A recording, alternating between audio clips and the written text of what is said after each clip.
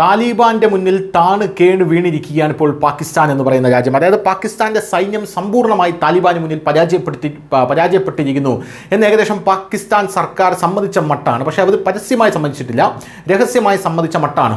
അവസാനം താലിബാന്റെ അടി താങ്ങാൻ വയ്യാതെ എങ്ങനെയെങ്കിലും വെടിനിർത്തൽ ഉണ്ടാകണമെന്ന് താലിബാന്റെ കാലിൽ പിടിച്ച് അപേക്ഷിച്ച ശേഷമാണ് താലിബാൻ വെടിനിർത്തൽ കൊണ്ടുവന്നത് എന്നുള്ള റിപ്പോർട്ടുകളും കഴിഞ്ഞ ദിവസം തന്നെ പുറത്തു വന്നതാണ്. ഇപ്പോഴിതാ താലിബാനോട് എന്ത് ചർച്ചയ്ക്കും തയ്യാറാണ് എന്ന് പറഞ്ഞ് അഭ്യർത്ഥിച്ച് പാകിസ്ഥാൻ പ്രധാനമന്ത്രി രംഗത്തെത്തിയിരിക്കുകയാണ്. ഇന്ത്യയുടെ നിർദ്ദേശപ്രകാരമാണ് താലിബാൻ അവിടെ നിന്നും ആക്രമിക്കുന്നത്, അടി ഞങ്ങൾക്ക് താങ്ങാൻ സാധിക്കുന്നില്ല എന്ന് പറഞ്ഞുകൊണ്ടാണ് പാകിസ്ഥാൻ സർക്കാർ ഇപ്പോൾ രംഗത്തെത്തിയിരിക്കുന്നത്. താലിബാൻ പാകിസ്ഥാനെ കുഴപ്പത്തിലാക്കിയതോടെ പ്രധാനമന്ത്രി ഷഹബാസ് ഷെരീഫ് തന്നെ മതപരമായിട്ടുള്ള പ്രതിസന്ധിയിലാണ് ഇപ്പോൾ കുടുങ്ങിയിരിക്കുന്നത്. ഇന്ത്യക്കെതിരെ തലകുനിച്ച് മേൽക്കൂര പണിയാൻ പരാജയപ്പെട്ട പാകിസ്ഥാൻ ഇപ്പോൾ അഫ്ഗാനിസ്ഥാന് മുന്നിൽ മുട്ടുകുത്തുന്ന അവസ്ഥയിലെത്തിയിരിക്കുന്നു. താലിബാന്റെ തുടർച്ചയായ ആക്രമണങ്ങൾ കാരണം ഷഹബാസ് ഷെരീഫ് ഇപ്പോൾ ചർച്ചകൾ മുതിരുകയാണ്. മാത്രമല്ല പാകിസ്ഥാനെതിരായിട്ടുള്ള ആക്രമണങ്ങൾക്ക് ഇന്ത്യയെ അയാൾ കുറ്റപ്പെടുത്തുകയും ചെയ്തിട്ടുണ്ട്.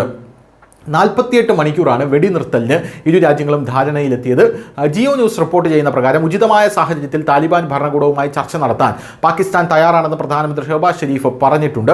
പാക് അഫ്ഗാൻ അതിർത്തിയിലെ സംഘർഷത്തെക്കുറിച്ച് ഒക്ടോബർ 16 വ്യാഴാഴ്ച നടന്ന കേന്ദ്ര മന്ത്രിസഭാ യോഗത്തിൽ സംസാരിക്കവേ സ്ഥിരമായ വെടിനിർത്തൽ സംബന്ധിച്ച തീരുമാനം ഇപ്പോൾ താലിബാൻ ഭരണകൂടത്തെ ആശ്രയിച്ചിരിക്കുന്നു. ഇത് ഞങ്ങളുടെ കയ്യിലല്ല, അവരാണ് ഞങ്ങളെ അടിച്ച് ചുരുട്ടുന്നത്, അതുകൊണ്ട് തന്നെ ഇത് അവരുടെ കയ്യിലാണ് ഇരിക്കുന്നത്, അതുകൊണ്ട് അവരാണ് ഇപ്പോൾ സ്ഥിരമായിട്ടൊരു വെടിനിർത്തൽ നടത്തേണ്ടത് എന്നാണ് പാകിസ്ഥാൻ സർക്കാർ നിലവിൽ പറയുന്നത്. എന്നാൽ ഇപ്പോൾ പാകിസ്ഥാൻ ഇന്ത്യയും കുറ്റപ്പെടുത്തുന്നുണ്ട്. ഇന്ത്യ താലിബാന്റെ പിറകിലുണ്ട്, അല്ലെങ്കിൽ അഫ്ഗാനിസ്ഥാന്റെ പിറകിലുണ്ട് എന്നും ഇപ്പോൾ പാകിസ്ഥാൻ പറയുന്നുണ്ട്.